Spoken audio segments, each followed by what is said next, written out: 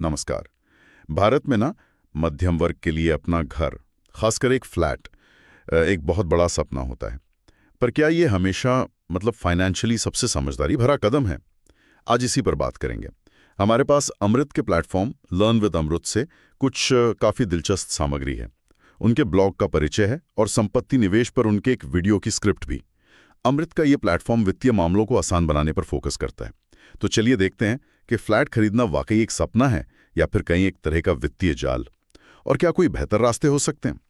देखिए, ज्यादातर भारतीय परिवारों के लिए अपना घर होना वो एक इमोशनल सिक्योरिटी है ना, एक बड़ी उपलब्धि मानी जाती है। हाँ, वो भावनात्मक जुड़ाव तो बहुत गहरा है, बिल्कुल। लेकिन ये जो स्रोत है लर्न विथ अमृत, वो एक अहम सवाल उठाता है। सोचिए, 10-15 साल बीत गए, इमारत पुरानी होने लगी, तब क्या? रख रखाव के खर्चे वो बढ़ने लगते हैं। जैसे किस तरह के खर्चे? अरे, जैसे कहीं लिफ्ट ठीक से काम नहीं कर रही, कहीं दीवारों में सीलन आ गई, पेंट उखड़ने लगा, ये सब। और एक बहुत जरूरी बात, उसकी रीसेल वैल्यू। हाँ, रीसेल वैल्यू। वो अक्सर उतनी नहीं बढ़ती जितनी हम उम्मीद करते हैं। पता है क्यों? क्योंकि बिल्डिंग इमारत वो तो पुरानी हो रही है, उसकी कीमत घटती है। हाँ, जमीन की कीमत भले ही बढ़ रही हो। तो घर लेने के बाद भी टेंशन्स खत्म नहीं होती? इस सामग्री पे कोई उदाहरण है इसका? बिल्कुल है। एक उदाहरण दिया है। मान लीजिए किसी ने 10 साल पहले एक फ्लैट 12.5 लाख रुपए का खरीदा। ठीक है। आज 10 साल बाद उसकी कीमत सिर्फ 16 लाख रुपए है। अब आप ही सोचिए, क्या ये बहुत अच्छी बढ़ोतरी है 10 साल में? शायद नहीं। ये तो वाकई सोचने वाली बात है। तो अगर वो पैसा फ्लैट में ना लगाया होता तो क्या होता? कोई और विकल्प? हाँ, सामग्री में एक वैकल्पिक स्थिति बताई गई है। अगर वही 12.5 लाख रुपए अलग अलग जगह लगाए जाते। जैसे कहाँ? जैसे मान लीजिए कुछ पैसा फिक्स डिपॉजिट में डाल दिया, जहां शायद 6% ब्याज मिला, कुछ स्मॉल फाइनेंस बैंक डिपॉजिट में, जहां शायद 8% मिल गया, और बाकी पैसा म्यूचुअल फंड में लगा दिया। म्यूचुअल फंड शेयर बाजार वगैरह में एक्सपर्ट्स के जरिए? हाँ, बिल्कुल। जहां मान लीजिए औसतन 12% का रिटर्न मिला। तो इस विश्लेषण के हिसाब से अगर आप किराया भी दे रहे होते ना, तब भी कुल मिलाकर रिटर्न कहीं ज्यादा होता। सच में? हाँ, अकेले म्यूचुअल फंड वाला हिस्सा ही अनुमान के मुताबिक शायद 20 लाख रुपए तक पहुंच जाता, किराया देने के बाद भी। बाप रे! तो फिर जिनके पास पहले से फ्लैट है और शायद अब उन्हें ये बातें सुनकर लग रहा हो कि उतना फायदा नहीं हुआ, उनके लिए क्या सुझाव है इसमें? देखिए, उनके लिए एक सुझाव ये है कि बेचने पर विचार करें। एक तरीका ये भी हो सकता है कि अगर खरीदार तैयार हो तो फ्लैट बेचकर खुद वहीं किराएदार बनकर रहें। अच्छा। उसी फ्लैट में अगर संभव हो, या फिर किसी अच्छी लोकेशन वाली जगह पर किराए पर चले जाएं, जहां स्कूल, अस्पताल, मार्केट, ट्रांसपोर्ट ये सब पास हो। इससे क्या होगा? इससे एक तो लाइफ में फ्लेक्सिबिलिटी आती है, दूसरा जो पैसा फ्लैट बेचने से मिला वो निवेश के लिए फ्री हो जाता है, नए मौके खुलते हैं। लेकिन ऐसा तो नहीं होगा ना कि घर खरीदना हमेशा ही गलत फैसला हो? कुछ स्थितियां तो होंगी जब ये सही भी हो सकता है। नहीं नहीं, बिल्कुल।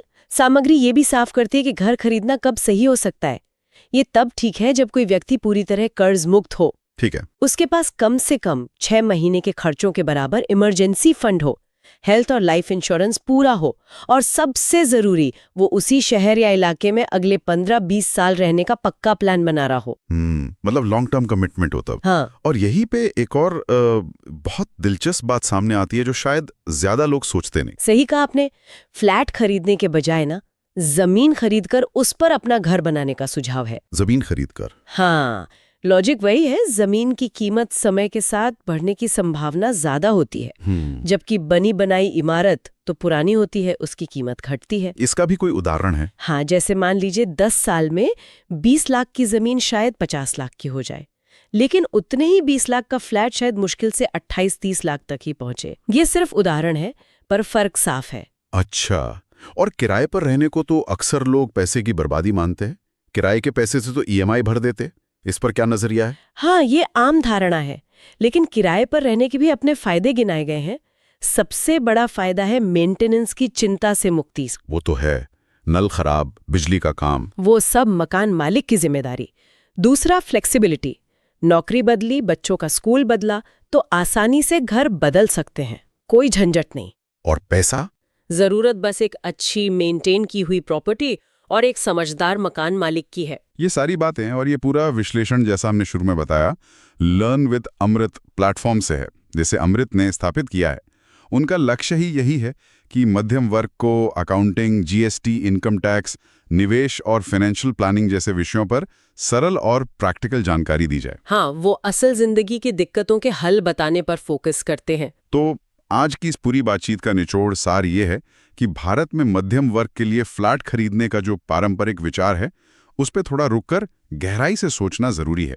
मतलब आंख बंद करके जो सब कर रहे हैं वही करना शायद हमेशा सही ना हो। बिल्कुल, ये विश्लेषण हमें सोचने पर मजबूर करता है।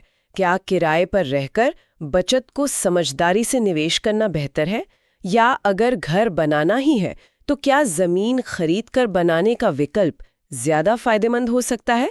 ये सिर्फ पैसों का हिसाब किताब नहीं है, ये आपकी लाइफस्टाइल का भी चुनाव है। सही कहा। तो जाते जाते एक सवाल हम सबके सोचने के लिए छोड़ जाते हैं। अपने घर के मालिकाना हक वाले सपने की असली वित्तीय कीमत क्या है, खासकर जब हम इसकी तुलना किराए पर रहने से मिलने वाले लचीलेपन और समझदारी से निवेश करने पर मिलने वाले संभावित लाभों से करते हैं। सोचिएगा जरूर। वीडियो देखने के लिए धन्यवाद। हमारी वेबसाइट पर और जानकारी के लिए जरूर विजिट करें, लिंक नीचे दिया गया है। और हाँ, हमारे चैनल लर्न विद अमरूद को सब्सक्राइब करना न भूलें।